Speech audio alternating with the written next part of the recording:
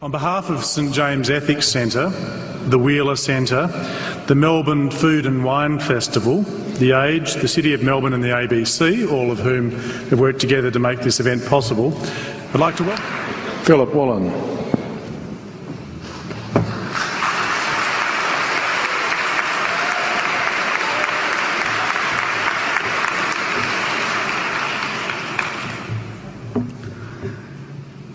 King Lear, late at night on the cliffs, asks the blind Earl of Gloucester, "How do you see the world?" And the blind man Gloucester replies, "I see it feelingly. And shouldn't we all? Animals must be off the menu because tonight they are screaming in terror in the slaughterhouses, in crates and in cages, vile, ignoble gulags of despair." You see, I heard the screams of my dying father as his body was ravaged by the cancer that killed him. And I realized I'd heard those screams before. In the slaughterhouse, their eyes stabbed out and their tendons slashed, on the cattle ships to the Middle East, and the dying mother wail as a harpoon explodes in her brain as she calls out to her calf. Their cries were the cries of my father. And I discovered that when we suffer as equals. And in their capacity to suffer, a dog is a pig, is a bear, is a boy.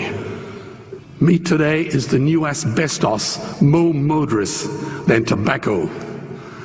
CO2, methane and nitrous oxide from the livestock industry are killing our oceans with acidic, hypoxic dead zones. 90% of small fish are ground up into pellets to feed to livestock. Vegetarian cows today are the world's largest ocean predators. The oceans are dying in our time. By 2048, all our fisheries will be dead, the lungs and the arteries of the earth.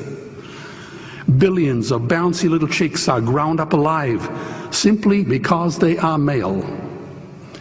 Only 100 billion people have ever lived. 7 billion people live today. And yet we torture and kill 2 billion sentient living beings every week. 10,000 entire species are wiped out every year because of the actions of one. And we're now facing the 6th mass extinction in cosmological history. If any other organism did this, a biologist would call them a virus. It is a crime against humanity of unimaginable proportions. But happily, the world is changing. 10 years ago, Twitter was a bird sound. www was a stuck keyboard.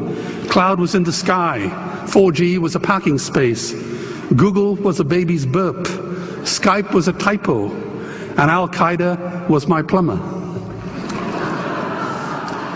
Victor Hugo said, "There is nothing more powerful than an idea whose time has come."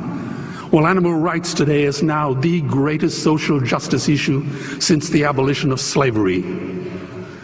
Do you know there are over 600 million vegetarians in this world? And that is bigger than the United States, England, France, Germany, Spain, Italy, Canada, Australia, New Zealand, all put together. If we were one nation, we would be bigger than the 27 nations of the European Union. Can you believe that?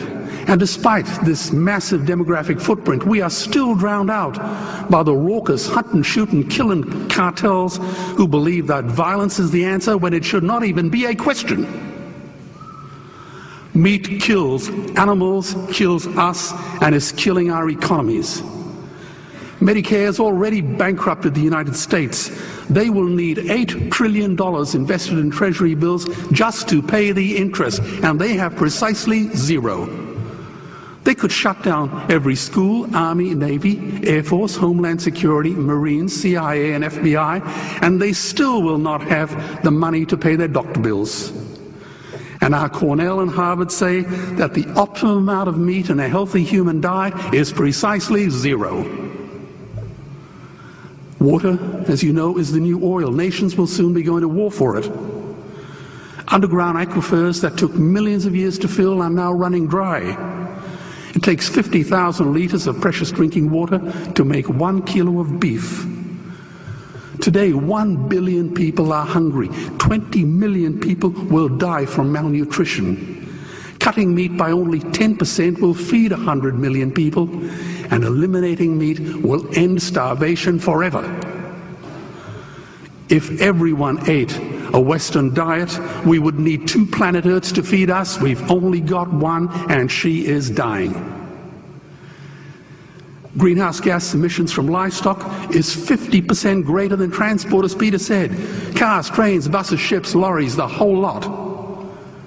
And as I travel around the world, I see poor countries who sell their grain to the West while their own children starve in their arms. And the West feeds it to livestock so we can eat a steak? Am I the only one who sees this as a crime? Believe me, every morsel of meat we eat is slapping the tear-stained face of a hungry child. When I look into her eyes, do I remain silent? The earth can produce enough food for everyone's need, but not enough for everyone's greed. We are facing the perfect storm. If any nation had developed weapons that could wreak such havoc on the planet, we would launch a preemptive military strike and bomb it back into the Bronze Age. But it's not a rogue state, it's an industry. The good news is we don't have to bomb it. We can just stop buying it. Sir George Bush was wrong.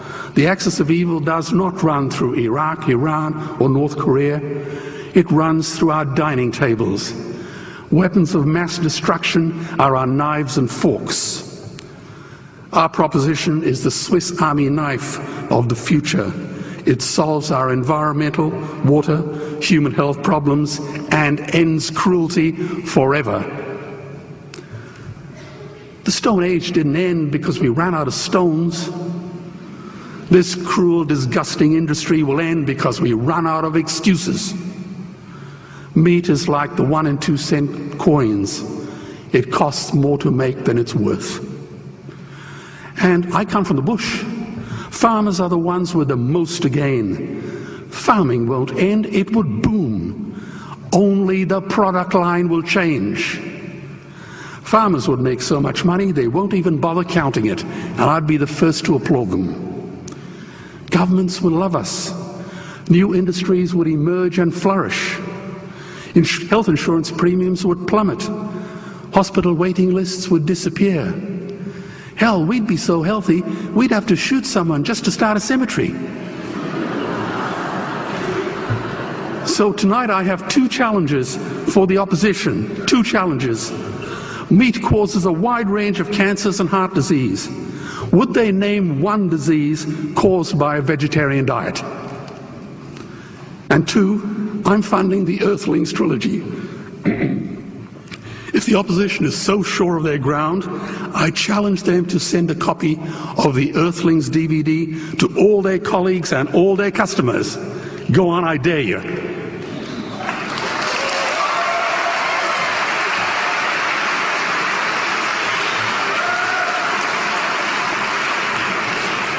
Animals are not just other species, they are other nations, and we murder them at our peril.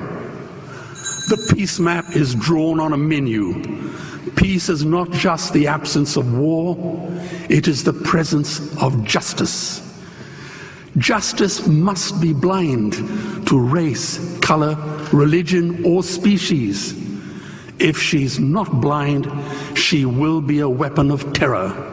And tonight, there is unimaginable terror in those ghastly Guantanamos we call factory farms or slaughterhouses. Believe me, if slaughterhouses had glass walls, we wouldn't be having this debate tonight.